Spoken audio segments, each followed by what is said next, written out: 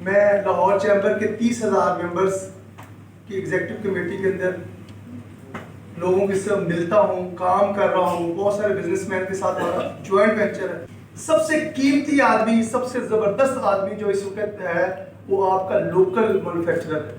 پچھلے 25-30 سال میں 20% ٹوٹل جی ڈی پی کا جو حصہ ہے انڈسٹری کا، 72% ٹیکس دیتے ہیں. یہ انڈائریکٹ ٹیکس کے علاوہ میں کہہ رہا ہوں، اگر ہم نے انڈسٹری کو پروموٹ کر لیا، اگر ہم نے لوکل پہلے سب سے پہلے ہم جائیں گے کہ ہم باہر سے لوگوں کو لے کے آئیں، اور پاکستان جو اس مشکل حالات میں جس نے اس دہشت گردی کے اندر اپنی انڈسٹری کو چلایا، سب سے پہلے آپ اس کو اعتماد دیں، اس کو پالیسی دیں، اس کو مراد دیں تو انڈسٹری لگ جائے گی. دوسرا جو ہے وہ بہت اہم چیز ہے کہ اب پاکستان کی بینکنگ سیکٹر کو بھی اس طرف آنا ہے کہ جو ساری اس کی توجہ ہاؤسنگ کے اوپر اور دوسری انڈسٹریز پہ ہے، اس کو صرف انڈسٹری کے اوپر 50%. اور میں یہاں ایک اور چیز بہت کلیئر کر دوں کہ ایس ایم ای جو 50% بینک کا جو قرضے کی ریشو ہے، جو اس کا بجٹ ہے، وہ 50% ایس ایم ای پہ لگا دیں. آپ کے چھوٹے جو بزنس مین ہیں، جو اسمال میڈیم انٹرپرائزز ہیں، وہ بہت جلدی بہت اچھے رزلٹ دے سکتے ہیں. سمندر پار پاکستانیوں سے میں ملتا ہوں. ابھی میں پچھلے ہفتے تھائی لینڈ میں تھا. بہت سارے بزنس مین پاکستان سے ان حالات سے تنگ آ کے وہاں انہوں نے انڈسٹری لگائی. ان سے میری ملاقاتیں ہوئیں. تھائی چیمبر کے جو تھے ان سے میری ملاقات ہوئی. تو وہ کہتے ہیں کہ ہمیں عزت دیں، ہمیں تکریم دیں، ہمیں قانون سازی دیں، ہمیں تحفظ دیں. ہم پاکستان کے اندر آ کے انڈسٹری لگانے کے لیے تیار ہیں. اب بہت بڑا ایشو ہے جو ہم کہتے ہیں ایکسپورٹ. میں خود ایکسپورٹر ہوں.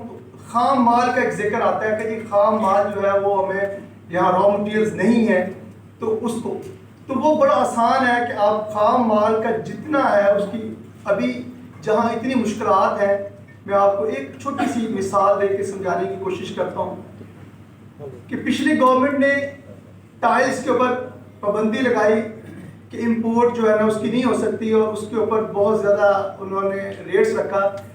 اس وقت آپ کو سن کر خوشی ہوگی کہ چائنا جو پاکستان کو سب سے زیادہ ایکسپورٹ کرتا تھا ٹائل، اس کی 3 فیکٹریاں فیصل آباد، خوشاب، ادھر آ کے وہ چائنیز بھاگے بھاگے آئے اور آ کے انہوں نے یہاں ٹائلیں لگائی اور لوکل مینوفیکچرنگ شروع ہو گئی.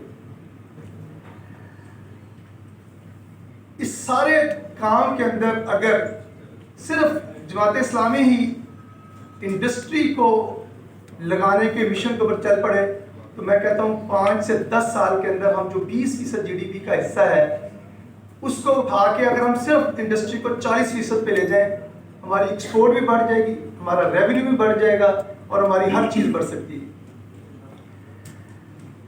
دوسرا پوائنٹ جو میں بڑا ضروری سمجھتا ہوں وہ ہے آئی ٹی سیکٹر.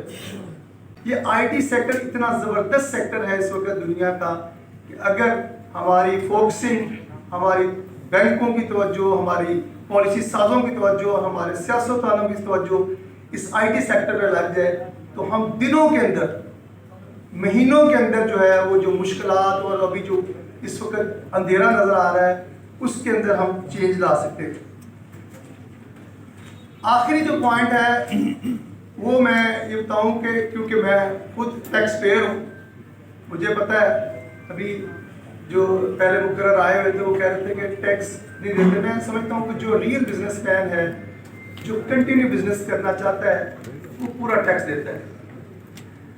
اصل میں پرابلم یہ ہے کہ ہم نے بہت ساری چیزوں کو الجھایا ہوا ہے.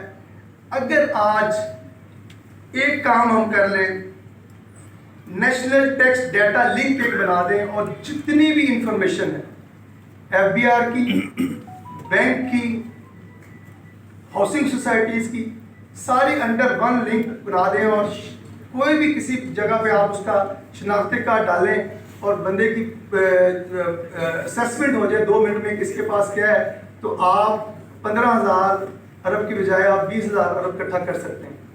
تو یہ ول کی ضرورت ہے، اس کے اندر ول چاہیے. تو میں دوبارہ اس پری بجٹ سیمینار میں کہوں گا یہ سارا گورکھ دھندا ہے. اصل جو چیز ہے وہ ہے آپ کی انڈسٹری. اگر ہم نے اپنے جو ہے ہیروز کو نہ بدلا, ہم نے جو بزنس مین کو اس کو گلیمرائز نہ کیا, ہم نے اپنے انٹرپرینیورز کو اس طرح عزت اور تکریم نہ دی, تو پھر ہم اسی طرح پیسے کرتے رہیں گے. اصل میں سب سے اہم چیز ہے کہ ہم اپنی انکم بڑھانے کی زیادہ کوشش کریں بجائے کہ ہم اپنے اخراجات کی طرف توجہ دیں. جب ہماری انکم بڑھے گی تو پھر ساری چیزیں ٹھیک ہو جائیں گی. بہت شکریہ.